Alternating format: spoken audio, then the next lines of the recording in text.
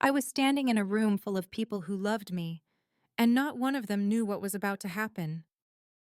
They were laughing, toasting, telling stories about how perfect Alex and I were together. My fiancé was holding my hand. My twin sister was fixing my veil.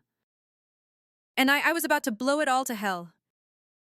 You see, I had discovered their secret, the one they thought I'd never find out, the one they buried beneath months of smiles, stolen glances, and fake affection.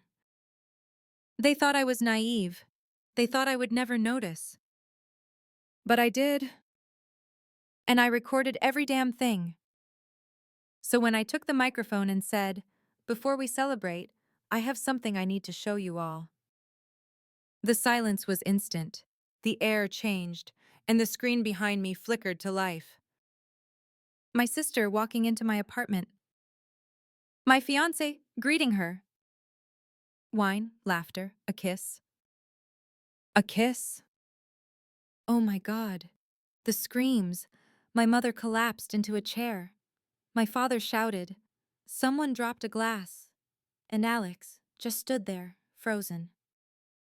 That was the night I exposed the two people who broke me and took back the woman they thought they destroyed. They say twins are born with an invisible thread between them, a connection deeper than blood. But with me and Anna, it always felt like we were tied together in a tug of war. My name is Emma. We shared the same face, the same birthday, the same childhood bedroom, but that's where the similarities stopped. I was quiet, bookish, thoughtful. Anna, she was loud, radiant, magnetic. People didn't just look at her, they were pulled in like she had her own gravity. And growing up, I was okay with that. Really. I let her be the star. I didn't need the spotlight. I found peace in being the one people confided in, not the one they chased. But deep down, I always wondered if we looked the same. Why did it feel like the world only saw her? When I met Alex, that all changed. I was 24, finishing grad school, broke, exhausted, and working at a corporate networking event just to make ends meet. I wasn't expecting anything that night, just free appetizers and uncomfortable shoes. And then, there he was, Alex. Confident but not arrogant, smart but not annoying. He had this easy way of speaking, like he knew how to read a room and read me. He introduced himself, joked about the wine being terrible, and offered to walk me to the subway after the event. We ended up sitting on a bench until 2 a.m., talking about everything from our worst dates to our favorite childhood snacks. That night, I felt seen, really seen, for the first time in a long time. We started dating, and things just worked. He was attentive, ambitious, funny. He texted good morning every single day. He remembered my interview dates, even sent me playlists to calm my nerves. And after 3 years together, he proposed. It was in Central Park, right under the Bethesda Terrace. A violinist started playing as we walked by, planned, of course. Then he got down on one knee. My whole body froze. I heard him saying something about forever, but my ears were ringing.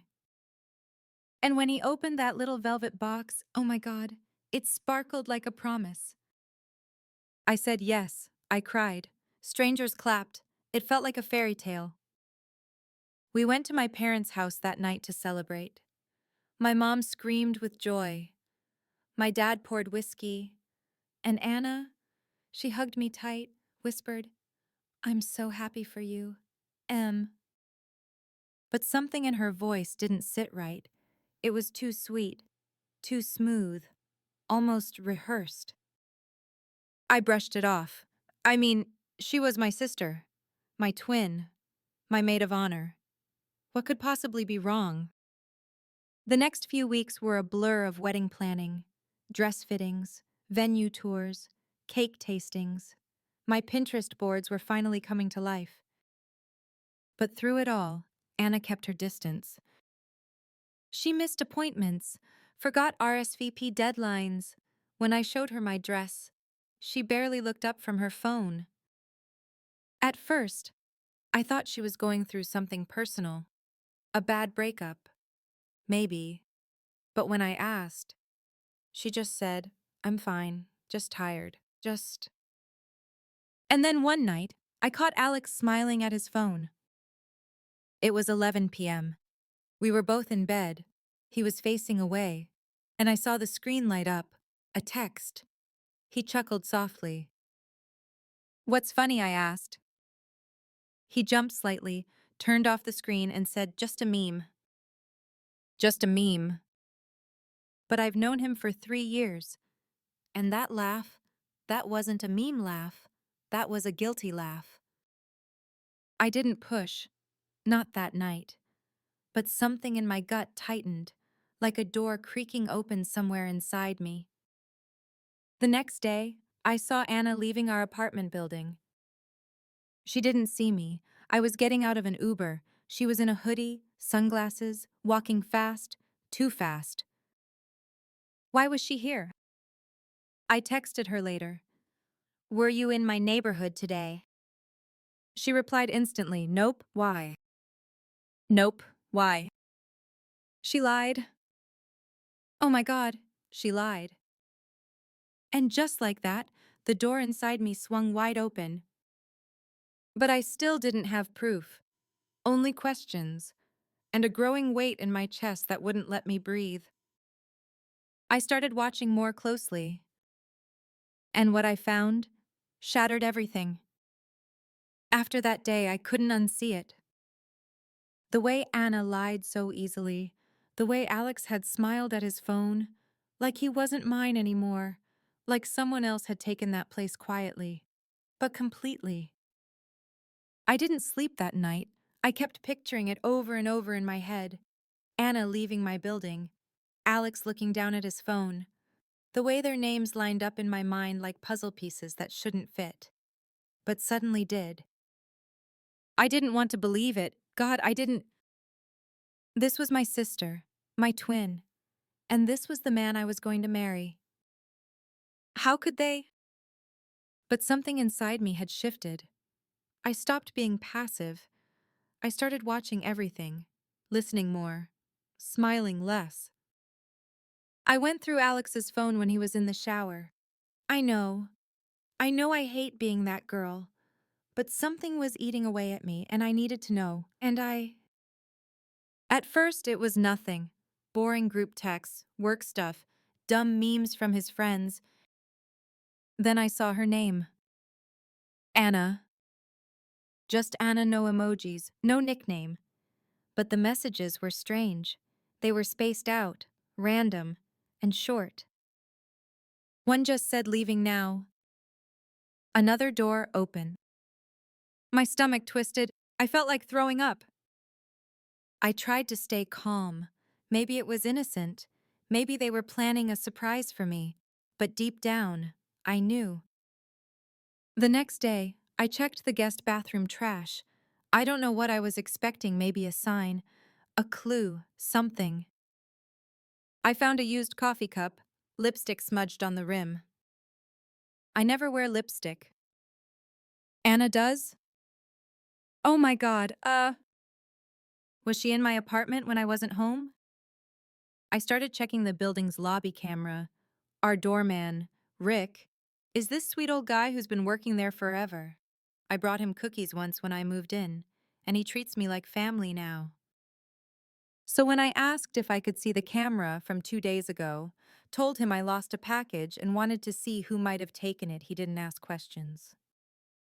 He pulled up the feed, and there she was. Anna, wearing that same hoodie, hair tucked into a cap, walking in confidently like she belonged. I watched her walk past the front desk, straight to the elevator, and vanish upstairs. I felt like the ground opened up beneath me. Unbelievable, this is insane. She really came here, behind my back, in secret. And Alex never said a word. I held it together long enough to thank Rick and walk outside. But the second I got around the corner, I broke. I fell to my knees in the alley behind the building and sobbed like I hadn't cried in years. I wanted it to be a misunderstanding. I wanted to be wrong so badly. But everything was pointing to the one thing I couldn't bear to say out loud. They were having an affair. My sister and my fiancé. Oh God, how did I end up here? I spent the next few days pretending. Pretending to sleep, pretending to be excited about floral arrangements, pretending to be normal while my heart was rotting inside my chest. But during those nights, when I was alone, I started making a plan. I wasn't going to scream. I wasn't going to fight. No. I was going to show everyone exactly who they were. I backed up Alex's phone, saved the texts, the timestamps. I even set up a small hidden camera in the living room, just in case he tried bringing her back again. Every night I prayed it wouldn't happen. Every night I prayed they would prove me wrong. But they didn't. 1 week later, the camera caught them. It was blurry, but clear enough. Anna walking in, laughing softly, removing her coat, sitting down on my couch. My couch! They talked, drank wine, got closer, touched. Then they kissed. Not a quick one, not a mistake, not a one-time thing. This was practiced, familiar, intimate. I watched the footage in silence. No tears, no gasps, just numbness. Like my soul had left the room. How could he do this? How could she? I saved the video, backed it up to 3 different drives, stored it in the cloud. I wanted to burn every second of it into the universe. I wasn't ready to confront them, not yet. I needed a moment, a place, an audience. And what better stage than our engagement party? The night of the engagement party, I looked like a bride out of a magazine. Hair curled, makeup flawless, a satin white dress that hugged just right, smile, practiced. Everything was perfect on the outside. But inside, I was shaking. I stood in the mirror for a long time before going down, just breathing. This was it. This was the night. The house was full. My parents had rented out a private rooftop venue downtown. There were fairy lights strung from every corner, live jazz playing near the bar, and rows of champagne glasses lined up on mirrored trays. Everyone I loved was there, my college friends, my coworkers, my childhood piano teacher, even Aunt Denise, who never flies anywhere, made it in from Florida. They were all smiling, all celebrating, all raising glasses for what they thought was a fairy tale. But it wasn't a fairy tale, not anymore. I saw Alex talking to my dad near the bar, laughing like he didn't have a care in the world. His suit was sharp, his tie the color I picked, his hand holding the glass I would soon watch him drop. Anna was next to my mother, beaming like the perfect sister. Oh my God, I almost believed her. The way she touched my arm, the way she said, "Tonight's all about you, Em." It made me want to scream. I smiled instead, and nodded, and said, "Thank you." Then I walked to the DJ booth, whispered something in his ear, and handed him the USB drive. He gave me a thumbs up. The video was loaded, and all I had to do was wait. I kept glancing at my phone, waiting for the cue, the moment. Finally, my dad tapped his glass with a spoon. "May I have your attention, everyone?" The crowd quieted. He raised his glass. "To my daughter, Emma, and her fiancé, Alex. May your love be as deep as your roots, and your loyalty as strong as your mother's glare." Laughter. I fake laughed too, clinked glasses, hugged relatives, took a selfie with my best friend. Then it was my turn. I stepped up to the small stage. My hands were shaking so badly I nearly dropped the microphone. "Hi, everyone. Thank you for being here, I said, smiling. God, my heart was pounding so loud I could barely hear myself. I looked at Alex, his face beaming, his eyes proud. I looked at Anna, her head tilted, curious, unbothered. I swallowed. There's something I want to share tonight, I said, my voice soft. Something that means a lot to me. And then I nodded at the DJ. The screen behind me lit up. And the video began. No title, no intro. Just Anna, walking into my apartment. I heard the first few gasps ripple through the crowd. Then came the next clip, Alex greeting her, opening wine, laughing, sitting close. I didn't say a word. I didn't move. I watched them watch it. Their hands over their mouths, eyes wide. One woman whispered, "Is that?" And then the kiss. Clear, long, devastating. Someone dropped a glass. Someone screamed.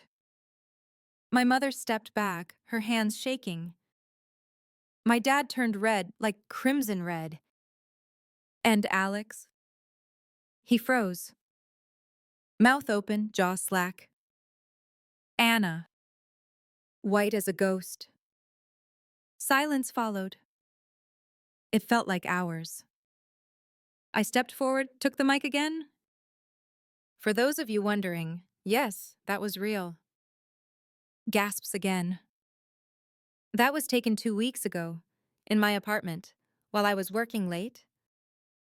Oh my God, someone whispered.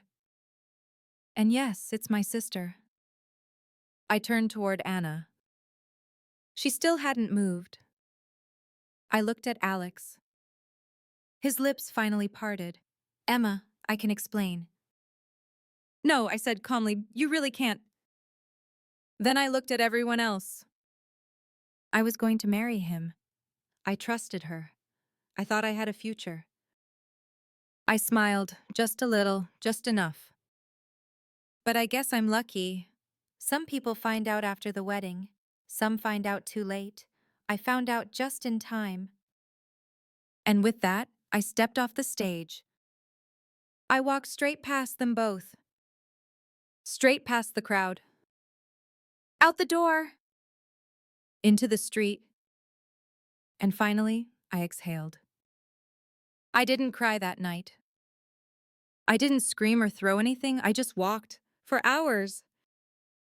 Through the empty streets, under cold street lamps, past couples laughing over late dinners and friends hailing cabs in tight dresses and high heels, I was in a trance, a ghost in my own life. At some point, I ended up at a 24-hour diner. I ordered black coffee I didn't drink, stared at the chipped edge of the table like it held answers. People came and went around me, a blur of noise and movement, and I just sat there, frozen. My phone buzzed nonstop. Alex, Anna, my mom, my best friend, missed calls, voicemails, texts. I didn't respond to any of it. What was I supposed to say?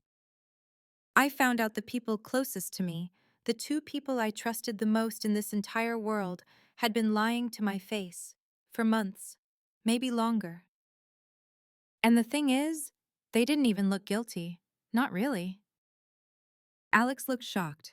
Anna looked embarrassed, but guilty. No, not enough. I didn't go home that night. I checked into a hotel with the cash I had in my purse, took a shower so hot it nearly burned, then curled up in the white sheets and stared at the ceiling until morning. The next day, I went back to my apartment to pack. And that's when the door opened, and Alex walked in. He stopped dead when he saw the suitcase. Emma, he said, breathless, please, just let me talk. I didn't answer. He stepped forward. It didn't mean anything. I swear to God, it was a mistake. A mistake? I said, voice low. Which time? Alex. The 1st, the 5th. The night before you proposed. He flinched. That hit him. He ran a hand through his hair. I was confused. I thought, maybe I had feelings, but I didn't want to hurt you. Then why did you keep doing it? I snapped. Why didn't you just leave me? Silence. I thought I could stop, he said quietly. I laughed. A bitter, dry sound, stopped like it was an addiction or like she was. His face fell. You and Anna, was it just sex? He didn't answer. And that was the real answer. I zipped my bag and walked toward the door. He stepped in front of me. Please, Emma, we can fix this. I stared at him. You broke something that can't be fixed, I said. You didn't just cheat on me. You made me doubt myself. You made me question every memory, every word you ever said. He looked down, ashamed. And you know what's worse, I added, voice shaking. You let me plan a future with you, while you were building one with her behind my back. Tears welled in his eyes. But I didn't comfort him, not anymore. I walked past him, opened the door, and didn't look back. Later that week, I finally met Anna. She texted me 6 times, called me 11, left a 3-minute voicemail sobbing and apologizing. I agreed to meet her at a park we used to play in as kids. She was already sitting on the bench when I arrived, hoodie pulled tight, no makeup, eyes swollen. She looked like a ghost of herself. I sat down but didn't speak. She opened her mouth, closed it, tried again. I don't even know where to start, she whispered. I said nothing. She looked at me, desperate. Emma, I didn't mean for this to happen. I swear, it got out of control. I turned to her slowly. How long? I asked. She hesitated. Anna, how long? Since the night of Mom's birthday, almost 8 months. 8 months? I nodded slowly, my stomach clenched. You knew he was mine. I know, she said quickly, and I hated myself for it every single time. Did you? I asked. Because you didn't stop. I tried? No, I cut her off. You didn't try hard enough. Her voice cracked. You don't understand how it felt. Always being second, always being the one people ignored. You got everything. Emma, the grades, the approval, the ring.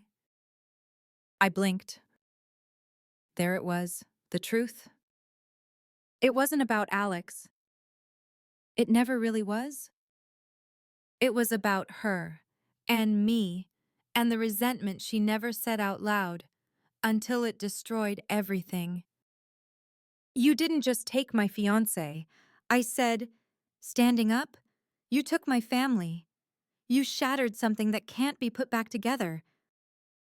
I didn't mean to, she whispered. I looked down at her one last time. And I said, but you did. Then I walked away. And for the first time in weeks, I felt free. Grief isn't just for death. I learned that the hard way. Because even though no one died, something inside me did. In the days after that confrontation, I felt hollow. Like someone had scooped me out and left a version of me walking around smiling when I needed to, answering when spoken to, but not really there. I avoided everyone. My phone was still buzzing. My mom wanted me to come over. My dad sent a long email titled, Let's Talk. Anna kept trying always with the same opening line, I miss you. Miss me? She destroyed me. She took the one person I thought I could build a life with and burned it to the ground. I moved out of the apartment within a week. I stayed with a friend, then rented a small Airbnb just outside the city. 1 bedroom, creaky floors, no television, just quiet. God, I needed the quiet. I'd walk through the nearby woods in the early morning, just to clear my head. Some days I cried. Some days I screamed into the trees. And some days, I just sat by the creek and stared at the water, completely numb. People talk about betrayal like it's fire, but it's not. It's ice. It freezes your soul, locks you in a moment you can't get out of. The worst part wasn't losing Alex. It wasn't even losing Anna. It was losing the version of myself who believed in people, who trusted her sister, who felt safe in her own skin. That version of me was gone, and I didn't know how to get her back. One morning, I opened my laptop and found an old video from college. It was a clip of Anna and me dancing in our dorm room, wearing matching pajamas, singing off key to some ridiculous pop song. We looked so happy. And suddenly I burst into tears. Not because I missed her, but because I didn't know who that girl next to me was anymore. Or maybe I never did. God, what a terrifying thought. That you can sleep next to someone, share blood, memories, life, and still not know what they're capable of. What else had she lied about? What else had she buried behind that perfect smile? Some nights, I'd dream that it was all a mistake, that I'd wake up and none of it happened, that I was still planning a wedding, that Anna was still my best friend, that Alex was still mine. But then I'd open my eyes, and reality would slap me in the face again. Every time. It never got easier, not at first. But it did get quieter. Eventually. I started seeing a therapist. At first, I barely spoke, just sat there. But week after week, something started to crack open. I talked about the betrayal, the rage, the guilt. Yes, guilt. Because deep down, there was a voice in me whispering, maybe it was your fault. Maybe you didn't love him enough. Maybe you should have seen the signs sooner. Maybe you pushed her away growing up. Maybe you made her feel less. God, those thoughts were poison. But I had to face them. I had to let myself feel everything, the anger, the shame, the heartbreak without trying to fix it. And slowly, piece by piece, I began to come back to myself. One night, I stood in front of the mirror, no makeup, hair a mess, eyes tired, and I said out loud, I'm still here. Not broken, not bitter, not a victim. Just me. And that was enough. Alex sent me one last email around that time. A long, drawn-out apology full of metaphors and what-ifs and promises of a better man. I didn't reply. Anna sent flowers, a card that said, You'll always be my sister. I threw it out. Blood doesn't make loyalty. DNA doesn't guarantee love. She made her choice, and I made mine. I chose myself. It wasn't easy. It still isn't. There are days when the memories creep in, when I hear a song that played at the engagement party, or walk past the restaurant where we first met. And for a second, it all floods back. But it doesn't drown me anymore. It just passes, and I let it, because healing isn't forgetting. It's remembering without breaking. It's strange how pain reshapes you, how it strips you down, peels away the layers, until you're left staring at yourself in raw form. For a long time, I was afraid I'd never trust again, never laugh without that hollow ache in my chest, never let anyone close enough to hurt me again. But over time, the world started to look a little different. Colors came back. Music didn't sting as much. I started cooking again, something I used to love. Just small things at first. Scrambled eggs, tomato soup. One day I made lasagna and actually sat at the table to eat it. I stopped flinching every time I heard a text notification. Stopped checking door cameras. Stopped analyzing every glance from a stranger like it was a warning. One evening, I went to a bookstore. Just wandered. no agenda. I picked up a poetry collection by a writer I'd never heard of. And one line on the back cover made me stop breathing. Forgiveness is not about them. It's about freeing yourself from their grip. Oh my God! I stood there for 5 minutes just staring at that sentence. It felt like someone had cracked open my chest and poured light into it.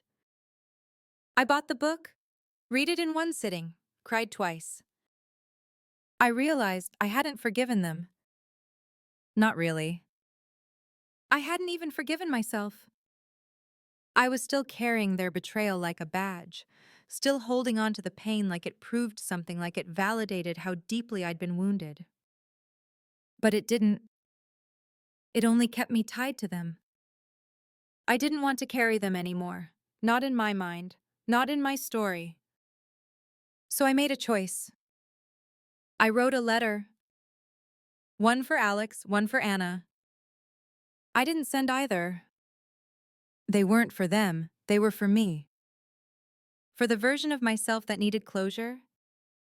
Alex's letter was short. I told him I hope he finds the man he wants to be, that I hope the next woman he loves gets the version of him I never did. I told him that what he did was cowardly, but I won't let it define me. Anna's letter, that one took longer. I poured everything into it, the anger, the confusion, the grief, but also the love. Because for most of my life, she was my person. My twin, my shadow, my first best friend. And despite everything, part of me will always love her. Maybe not in the same way, maybe not with the same trust. But love isn't binary. It doesn't just disappear.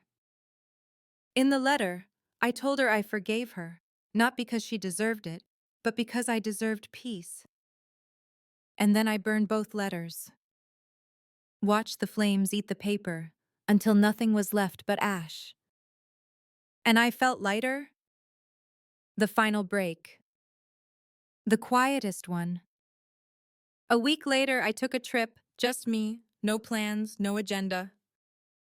I drove upstate to a cabin near a lake I used to visit as a kid. The air was crisp, the sky a perfect watercolor of blues and oranges. One morning, I stood at the edge of the dock barefoot, just listening to the water lap at the wood. And I said to myself, out loud, "You're going to be okay." It wasn't dramatic, no swelling music, no big monologue. Just 5 simple words. But they echoed. And I believed them.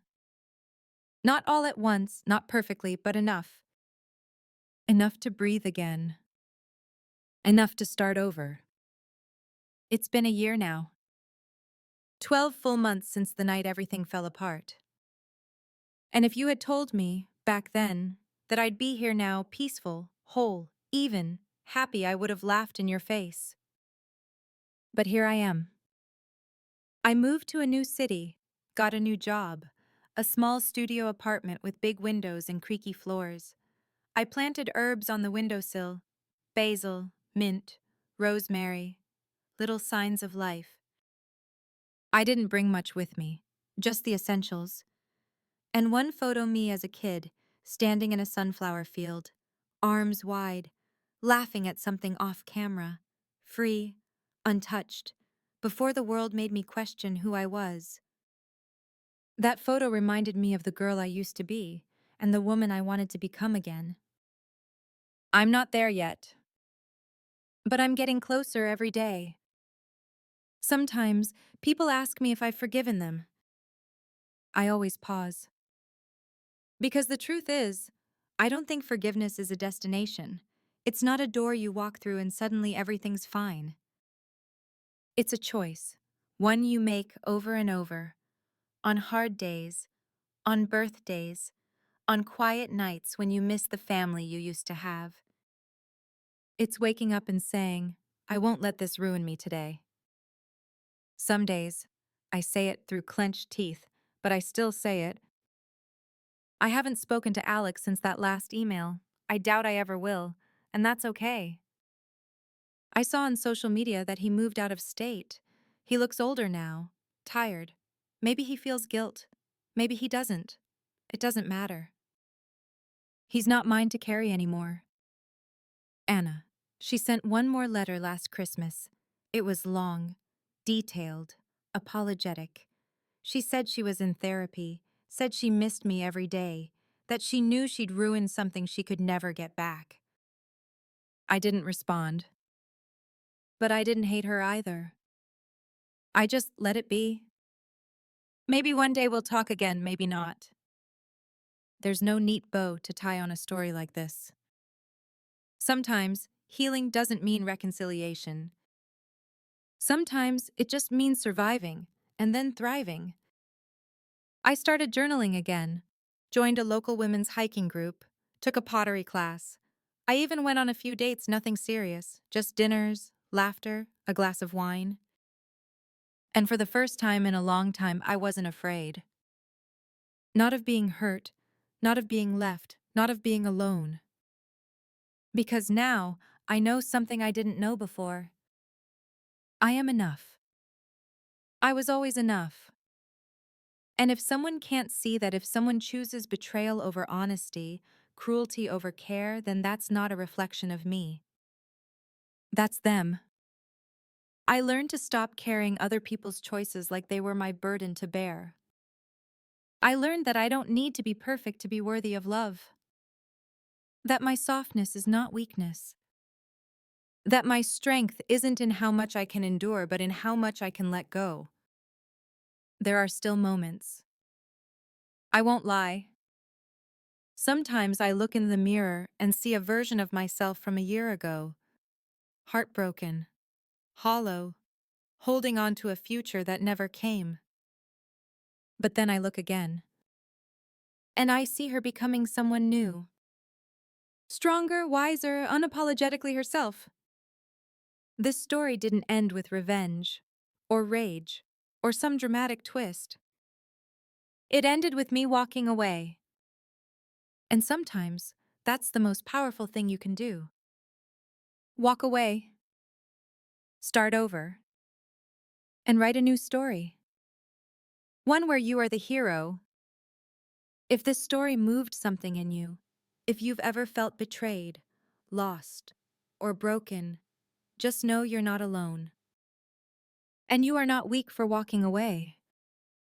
You are not wrong for choosing yourself. If you found strength in Emma's journey, please take a moment to like this video, subscribe, and share it with someone who might need it. Because sometimes healing starts with hearing a story that feels a little too familiar.